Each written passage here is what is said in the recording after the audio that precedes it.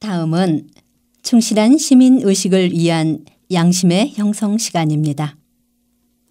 2015년 미국 주교에서 발표한 내용을 토대로 가톨릭 신자로서 더 나은 세상 건설을 위해 어떤 삶을 살아야 할지 안내해 주십니다. 이 시간 조민현 요셉 신부와 김선미 아가다 수녀께서 함께 해 주십니다. 가톨릭 방송 애청자 여러분 안녕하십니까?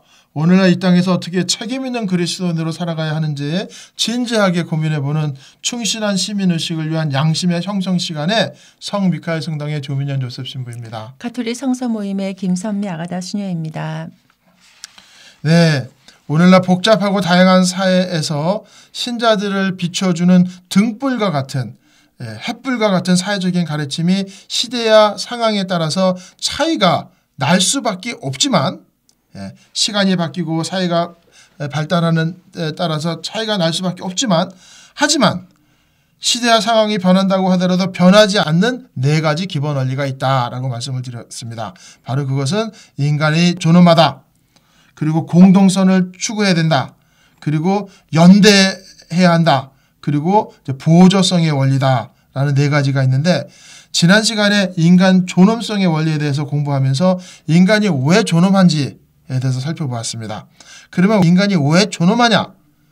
그 신학적인 이유는 바로 우리가 하느님의 모습으로 창조되었기 때문이고 또 예수 그리스도님의 지체가 되었고 성령이 역사하시는 성전이 궁전이 되었기 때문이라고 했습니다. 그리고 인간이 존엄한 인간적인 이유는 뭐냐면 인간이면 누구나 갖고 있는 이성과 지성, 도덕적인 양심, 자유의지가 있기 때문이라고 했습니다. 이처럼 인간은 세상의 어떤 것과도 비교할 수 없는 존엄성을 지니고 있습니다.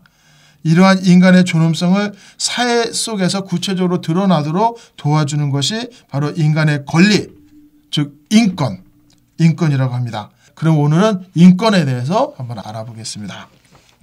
네, 종종 대중매체를 통해서 보면 피켓을 든 사람들이 건물 앞에 모여서 학성교에 대고 뭐라고 외칠 때가 있습니다.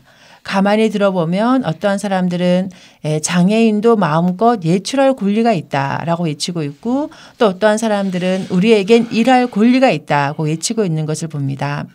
그 권리라는 것이 바로 인간의 존엄함에서 나오는 것이죠. 그러니까 어느 나라에서나 인간이라면 누구나 인간의 존엄성과 행복을 추구할 수 있는 권리가 있다고 국민의 기본권으로 규정을 하고 있습니다. 그런데 실제 역사는 다르게 전개되었습니다. 서구는 비서구를 식민지로 삼았고 가부장적인 사회에서는 여성은 억압받았고 또 남성 중심의 사회에서는 여성은 시민으로 대접받지 못했습니다. 그러니까 인간이 누리는 인권은 역사의 발전과 함께 변화해 왔는데요. 즉 인권 보장은 자유권적인 기본권에서 생존권적 기본권으로 나아가고 있고 오늘날에는 사회 보장을 받을 권리도 포함을 하고 있습니다. 그러니까 인간이 인간으로서 누려야 할 기본적인 인권은 생명권, 자유권, 평등권, 사회보장권, 정치권, 경제권 등으로 나눌 수가 있는데요. 생명권이란 모든 인간의 육체적, 영적인 생명의 보장과 관련되고 또 자유권은 스스로의 삶을 결정하는 것과 관련이 됩니다. 네, 우리가 자유를 가질 권한이 있는데 이 같은 자유권은 뭐냐 하면은 국가로부터 간섭을 받지 않고 행동하고 생각할 수 있는 권리입니다. 종교를 믿을 권리, 살고 싶은 곳에 살 권리, 말할 권리, 원하는 직업을 가질 권리 등등이 있습니다. 선택의 자유, 이것은 가장 기본적인 자유권이죠. 주거 및 사생활의 자유, 언론, 출판, 집회, 결사의 자유 등이 포함됩니다. 표현의 자유도 있는데 자신의 내적 생각을 밖으로 공포할 수 있는 자유입니다. 물론 이는 내가 하고 싶은 말을 다 한다는 뜻도 있지만 소극적으로는 나는 당신의 생각에 동의하지 않고 반대합니다. 저는 당신의 뜻에 동의하지 않습니다. 라고 말할 수 있는 자유입니다. 우리 주변을 보면은 항상 그렇게 할 수 있나? 하고 의아심을 갖게 되는데 왜냐하면은 현 정권이나 권력이나 힘 있는 사람을 비판하면은 자기의 권력을 동원해서 혹은 세무조사를 하거나 블랙리스트를 만들어서 사회활동을 못하게 하도록 힘을 쓰는 모습을 종종 볼 수 있게 됩니다. 이것은 바로 표현의 자유가 억압되고 있는 모습입니다. 겁이 나고 두려워서 하고 싶은 말도 못하는 거죠. 바로 이것이 인권이 침해되고 있는 구체적인 예가 될 수 있습니다. 예, 평등권은 어떠한 조건에서든지 차별받지 않고 동등하게 살 권리를 말합니다. 불합리한 차별을 받지 않을 권리인데요. 그러니까 모든 사람은 같으면서도 다르죠. 사람은 능력에 있어서나 또는 개성이나 역량에 있어서도 차이가 있습니다. 문화적인 차이, 어떤 성별의 차이가 있지만 사람 간에 존재하는 어떠한 차이가 인간의 존엄함을 훼손할 수는 없다는 겁니다. 사람에게도 까만 피부의 사람도 있고 항색 피부의 사람도 있고 잘 사는 나라의 사람일 수도 있고 못 사는 나라의 사람들도 있습니다. 코가 매부리 코인 사람도 있고 태어날 때부터 손가락이 없는 사람도 있고 또 살다 보니까 머리가 빠지는 사람도 있고 원래부터 또 잘나고 머리가 좋은 사람도 있습니다. 또 어떠한 사람은 아무리 해도 안 되고 또 머리가 나쁜 사람도 있습니다. 그러나 이 모든 사람은 다 인간이라는 점에서는 전혀 다를 게 없이 똑같습니다. 하느님 앞에는 인종이나 국가나 성별이나 출신이나 계급이 아무런 상관이 없습니다. 모든 인간이 다 똑같이 소중한 존재이기 때문에 그런데요. 사회규리 134항에 보면 모든 사람은 하느님과 닮은 모습으로 창조된 피조물인 만큼 동등한 존엄성을 지닌다. 그러니까 이것은 너무나 잘 알고 있고 당연한 말인데 계속해서 이렇게 강조해야 하는 것은 왜일까요? 네, 왜냐하면은 사회의 기본적인 보장을 받을 권리가 인간에게 있기 때문입니다. 이 말은 달리 말하면 어떤 경우라도 인간은 최소한의 인간다운 삶을 보장받아야 됨을 뜻합니다. 최대한이 아니라 최소한은 이 정도의 삶은 살아야 하는 기본 권리입니다.